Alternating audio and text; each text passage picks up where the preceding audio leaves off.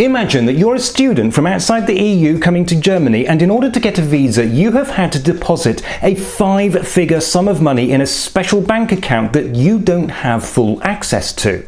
You follow a recommendation on an official government website and all seems fine at first. But then suddenly, the company that you sent your money to appears to go out of business. The website goes down and you cannot access your money at all. All you get is a message asking you to send inquiries by email, but the company never responds. This actually happened to several people quite recently, and I heard about it because it came up in a Reddit post.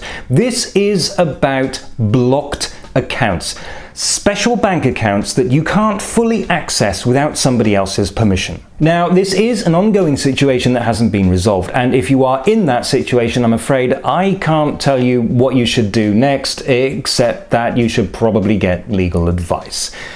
But I hope that I can explain a little bit about what happened and how these blocked accounts work. There are many different types of blocked account, but for non-EU students applying for a visa, it's one where you cannot withdraw anything until you arrive in the country, and then you can only withdraw a certain amount every month. This ensures that you will have enough money for your stay. You have to deposit a minimum amount, which currently stands at 10,332 euros per year.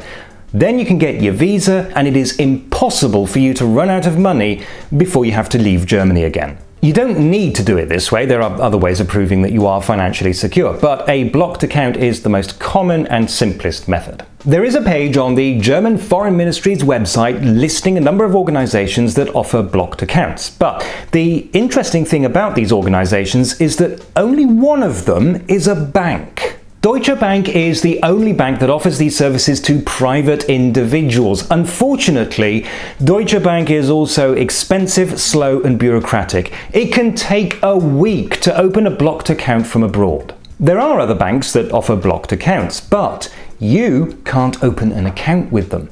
You have to go through an intermediary, a company that can open an account on your behalf. For example, Fintiba is one of the most popular. It is actually an insurance broker, but it works with a bank called Sutor Bank. So you have an account with Fintiba, Fintiba has an account with Sutor Bank, and that is where Fintiba deposits your money.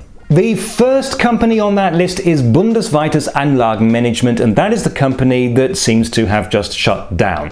Its entry in the commercial register is listed as deleted, and combined with the fact that its website is offline, that suggests that it has gone out of business. So if you opened a blocked account through them, you now cannot access your cash, and if you're a student, 10,000 euros is a lot of money. Actually, it's a lot of money even if you're not a student. But anyway, the good news is that it does seem as if your money is at least safe.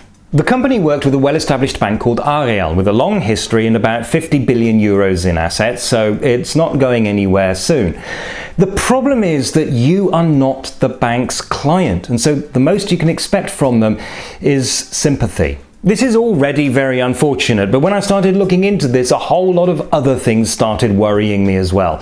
So let's begin by taking a look at the company itself, Bundesweites Anlagenmanagement. If you're a foreigner with limited German, you might look at that and think, well, this looks like a finance company set up by the government. It makes you think of words like Bundesrepublik, Bundestag, Bundesministerium, all words connected with the government or the state. You might also look at Anlagen and think, oh yes, that is a word that can describe financial assets. So this is a company set up by the government to manage financial assets. I mean, why would you think any different? Except that, no. Bundesweit simply means nationwide, and Anlagen has a number of different meanings. In this context, it means buildings, factories, machines, equipment, that is, physical assets. This explains why the company worked with Aareal, a bank that specializes in financial and consulting services for the housing sector. It gets worse, unfortunately. Bundesweites Anlagenmanagement is a type of company known as an entrepreneurial company. Now, if you happen to know anything at all about forms of corporate organization in Germany, that raises an immediate red flag. If you're a foreign student, you can't possibly know anything about forms of corporate organization in Germany. This is a type of limited liability company, but with one very big difference. A standard limited liability company has to be worth at least 25,000 euros. That rule does not apply to an entrepreneurial company. It's intended for startups, the idea being that the company will eventually grow until it gets large enough to be converted into a standard limited liability company. But that means that you are entrusting your savings to a very small and very young startup that was apparently founded to help landlords deal with burst water pipes. And here is the really worrying aspect. It is listed on that government website in a way that implies a recommendation. I couldn't find a disclaimer anywhere. So I want to know whether, and if so, how thoroughly the ministry vetted that company. Because, to quote one of the other contributors in that Reddit thread, from an entrepreneurial company you would risk at most buying an ice cream. If you are applying for a study visa and you need to open a blocked account, then please be careful. By far the safest option is Deutsche Bank, but unfortunately that is also by far the least convenient option. I have found an article which I will link to in the description below, which explains, lists and compares some of the most common and safest options, and I hope that you will find that useful. I am sorry for the downbeat nature of this video. It's not the kind of video that I normally make, but I felt that it was important. As far as I can tell, you're reasonably safe with most of these companies, but you should be aware that there may be some very risky options among them. Above all, always remember that cheapest is not usually best.